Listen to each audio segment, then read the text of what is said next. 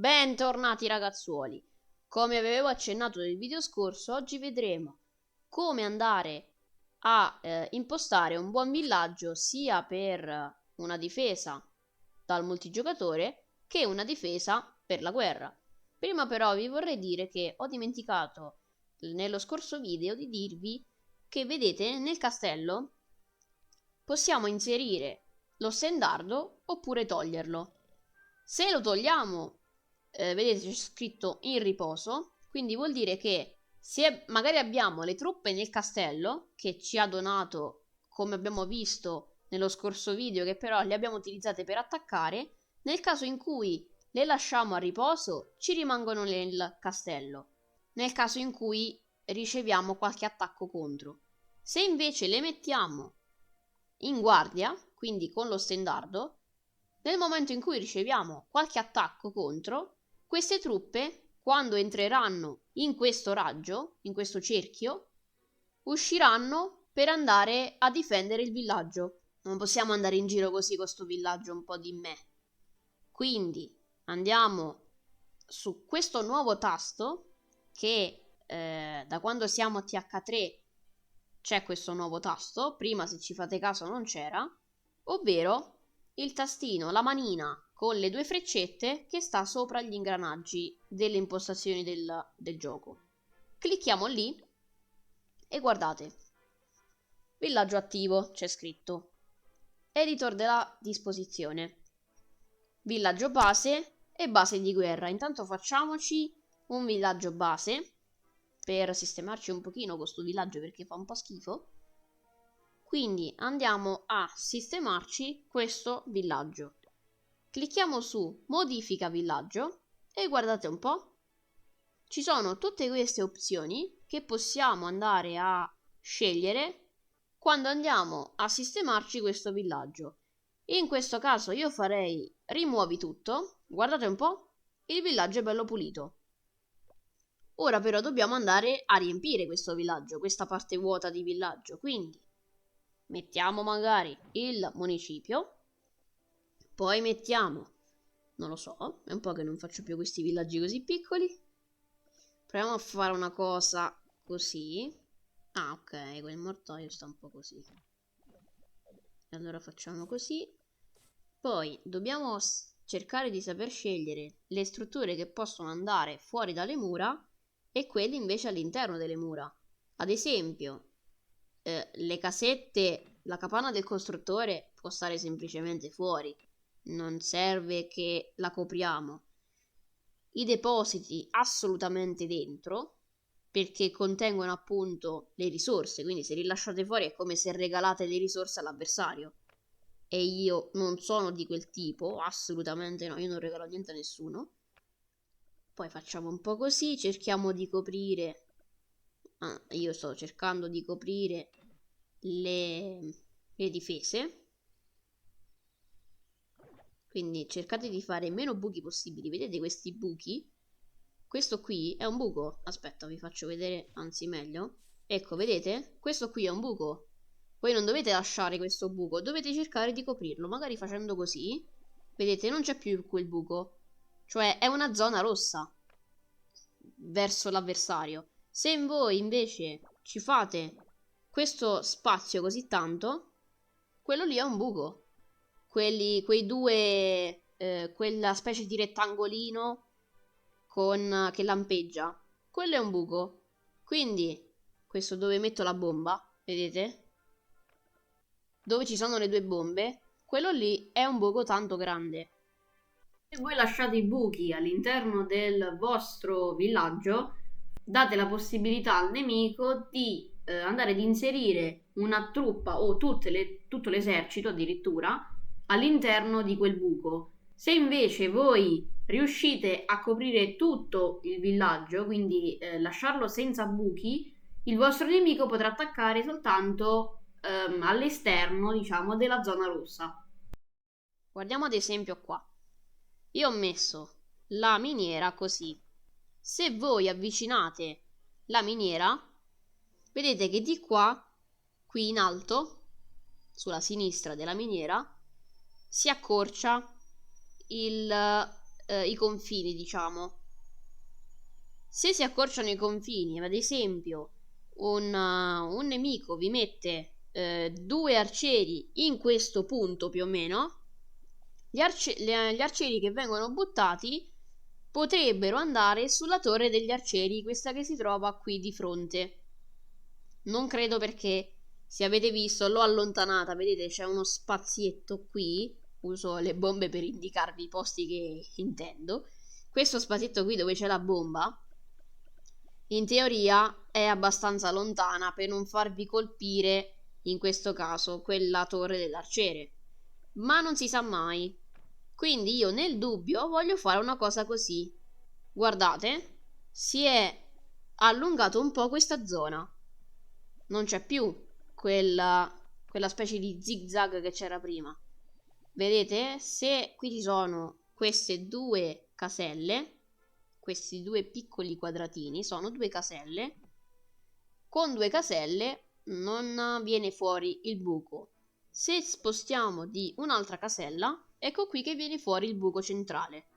Quindi non possiamo così, allora rimettiamo come era prima, perché io non voglio creare buchi. Purtroppo qua c'è un buco gigante ma non posso coprirlo, e di qua idem, c'è un buco gigante che non posso coprire. Non fa niente, pazienza.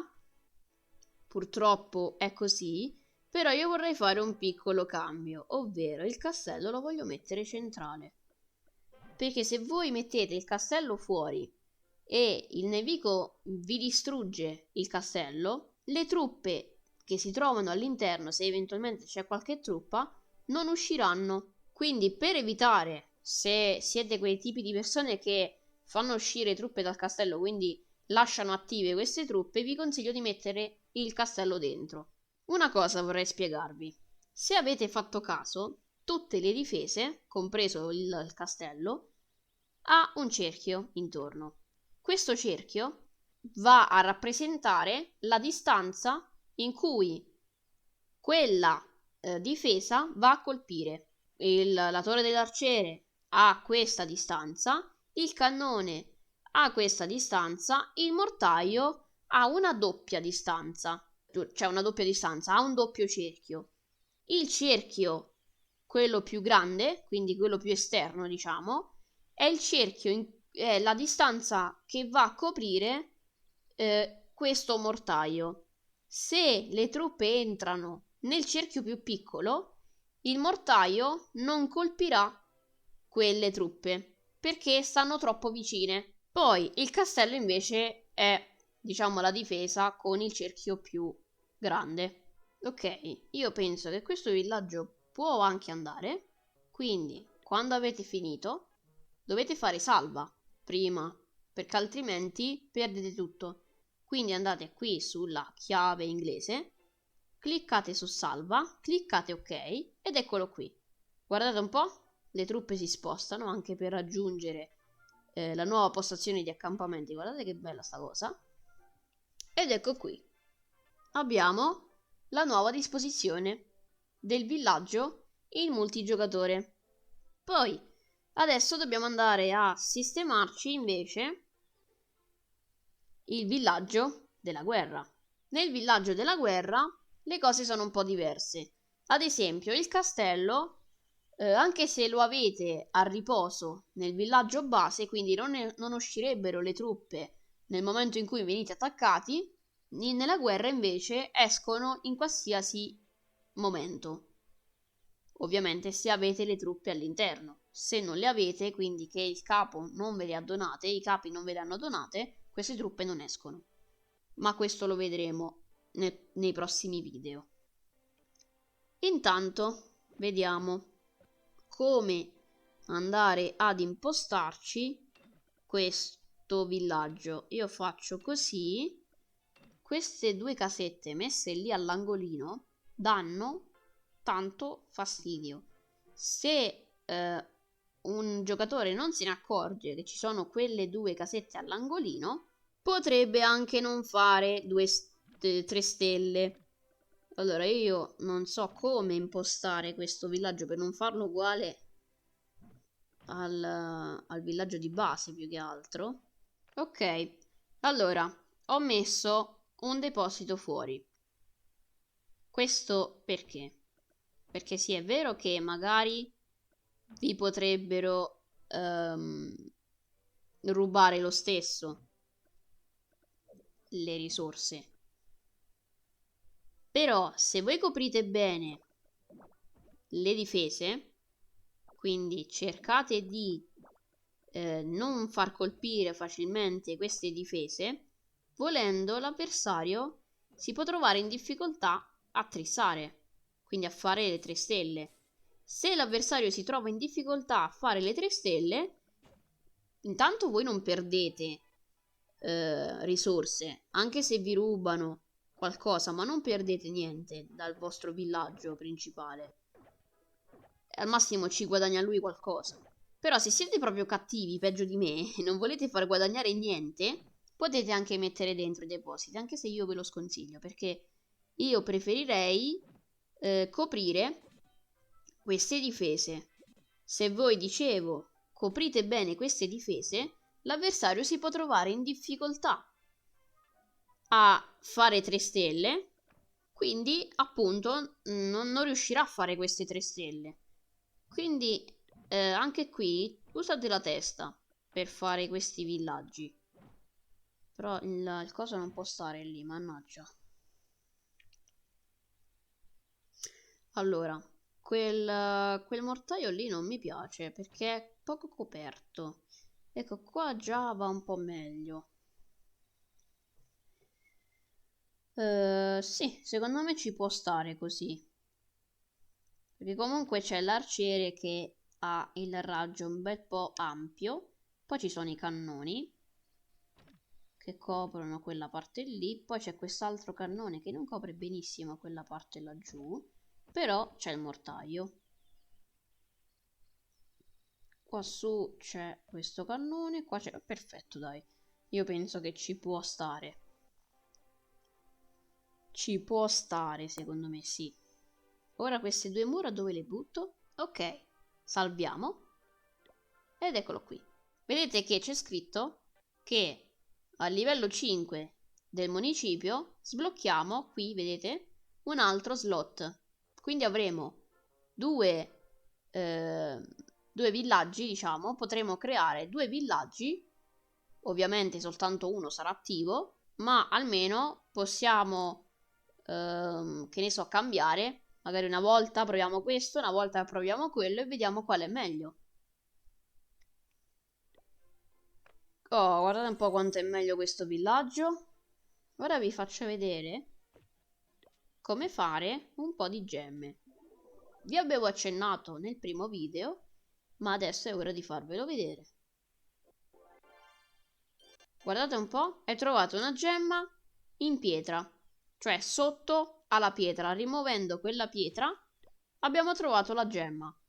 Quando abbiamo tolto invece l'albero, ci ha dato 3 punti XP, quindi ha aggiunto 3 punti sulla nostra barra del livello. Altre 2 gemme sotto l'albero, buono.